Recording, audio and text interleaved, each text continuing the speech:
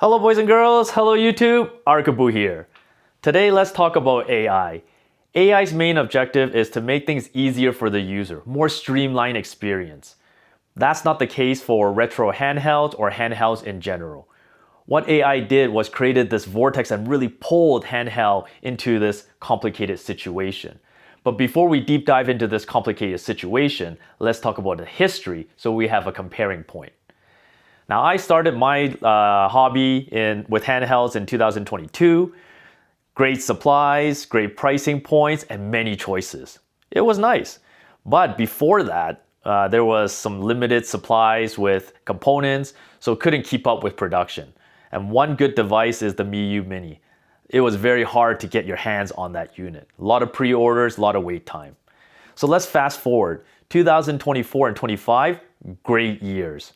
We had many supplies, great pricing, a lot of choices, a lot of form factor. Ambernick with its nostalgic kind of release line. We got new brandings. We got the Magme, we got Trimu, we got Magic, you name it.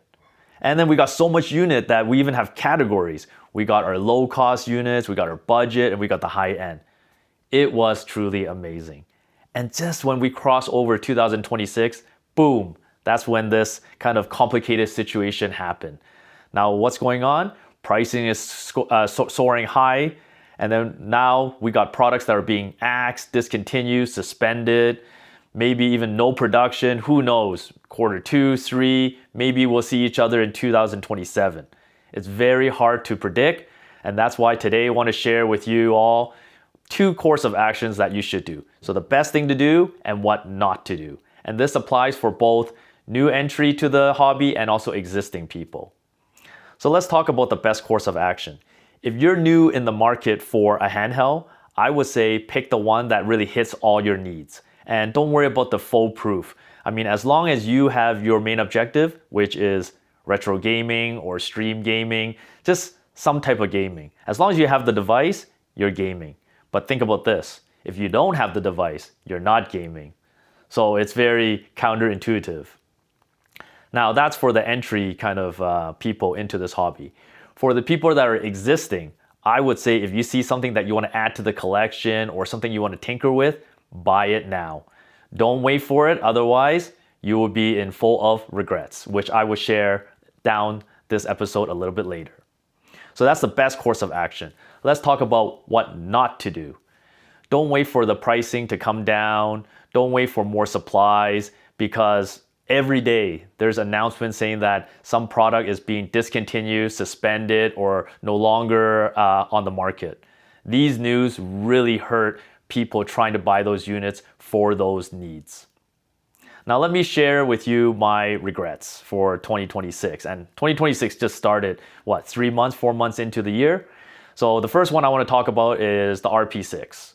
RP6, I was looking for the 12 gig, D-pad on the top. It was the perfect replacement for the Odin 2, because I find the Odin 2 a little bit too big for my own preference.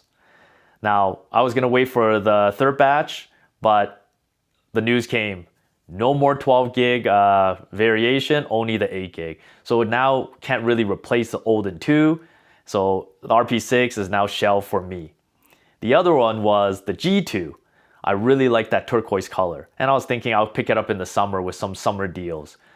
Boom, I got suspended. Well, the product line got suspended. So now maybe I'll still get my chance to get that teal one, the turquoise one, or maybe I'll never see it. The other one is the Odin 3. I was going to purchase the Odin 3 because Odin 2 was so good. But now there's also news on the market that Odin 3 chipset has a different name. Although it's the same thing, same benchmark, but who knows? The really punchline is things change if you don't get it today. So don't wait, because if you're full of regrets, that's something irreversible. The last regret for me is the RP Classic, the 6-button black edition. So I pre-ordered it before they announced the price change.